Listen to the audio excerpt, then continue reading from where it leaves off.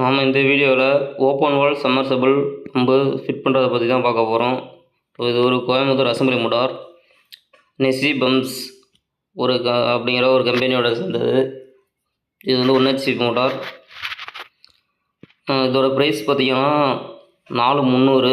So customer வந்து assembly motor தான் பரவாயில்ல, நம்ம ஆர்டர் பண்ணி வாங்கிக்கலாம் சொல்லி ரேட்டு கம்மியாக இருக்குன்னு வாங்கி கொடுத்துருக்குறாங்க.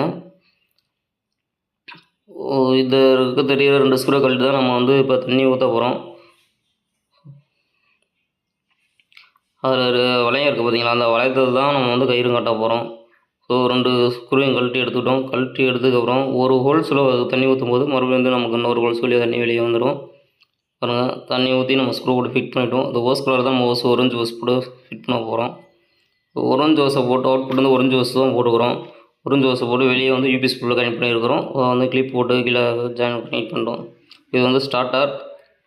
இந்த ஸ்டார்டர் பார்த்திங்கன்னா உள்ளே வந்து ஒரு போர் மோட்டார் இருக்குது ஸ்டார்டரு. அது பக்கத்தில் தான் நம்ம வந்து இந்த ஸ்டார்டரையும் ஃபிக்ஸ் பண்ண போகிறோம். ஸோ போர் மோட்டர் ஓடில் தான் நம்ம சம்மர்சபிள் வாங்கி போகுது தொட்டியில் வந்து போட்டு யூஸ் பண்ணுறாங்க.